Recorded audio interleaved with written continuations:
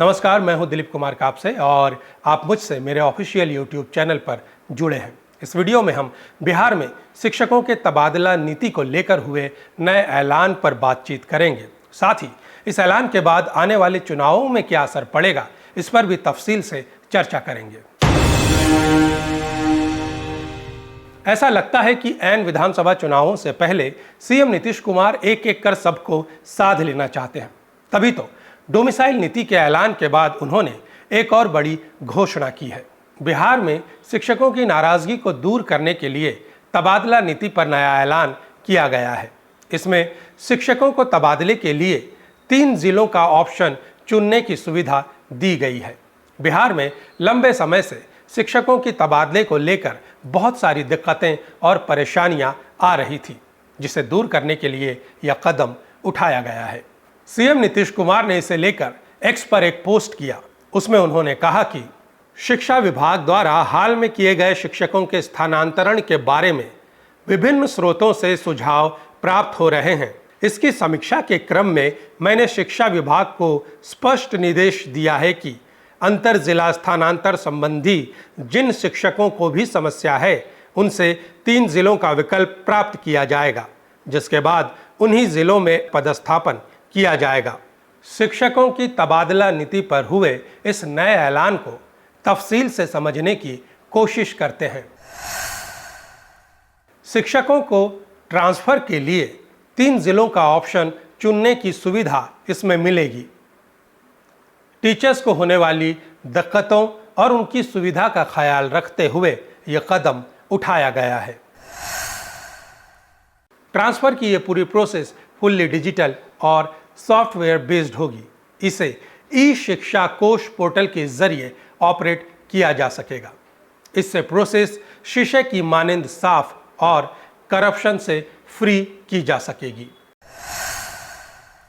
लाइलाज बीमारी का शिकार टीचर्स, दिव्यांग शिक्षक, तलाकशुदा, विधवा या अकेली महिला शिक्षक, इसके अलावा ट्रांसजेंडर टीचर्स या फिर ऐसे पति पत्नी जो शिक्षक है, उन्हें इस ट्रांसफर नीति में प्रायोरिटी दी जाएगी। मेल टीचर्स को उनके गृह अनुमंडल में पोस्टिंग का ऑप्शन नहीं होगा।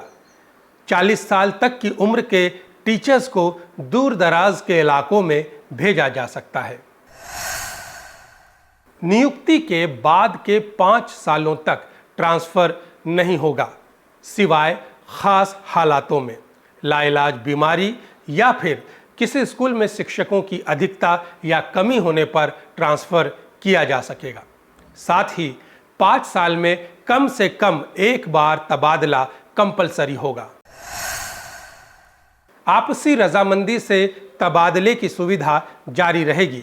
इस पॉलिसी के तहत अब तक 17,000 से ज्यादा टीचर्स को उनकी पसंद की जगह पर भेजा जा चुका है।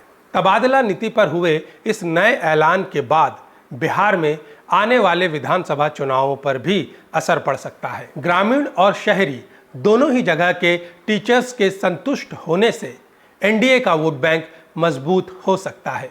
साथ ही टीचर्स की सुविधा और वर्क लाइफ बैलेंस होने से उनका विश्वास नीतीश सरकार पर बना रह सकता है। इस तबादला नीति में विधवा, तलाकशुदा, अकेली रहने वाली महिला शिक्षक और इसके साथ ही ऐसे टीचर्स जो कि पति पत्नी हैं, उन्हें प्रायोरिटी पर रखा जाएगा।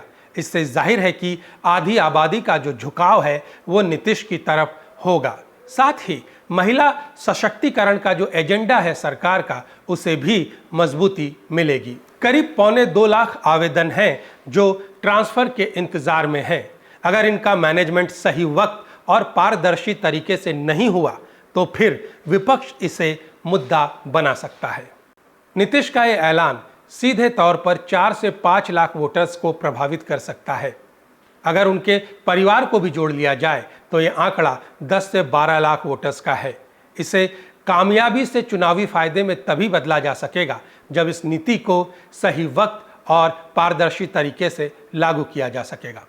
अगर आपको ये वीडियो पसंद आया तो आप कमेंट बॉक्स में कमेंट करके अपनी राय जाहिर कर सकते हैं। साथ ही इसे लाइक कर सकते हैं और अगर आपको ये वीडियो पसंद आ रहे हैं तो आप मेरा ये चैनल सब्सक्राइब भी कर सकते हैं। इस वीडियो में मेरे साथ जुड़ने के लिए आप सभी का बहुत बहुत शुक्रिया।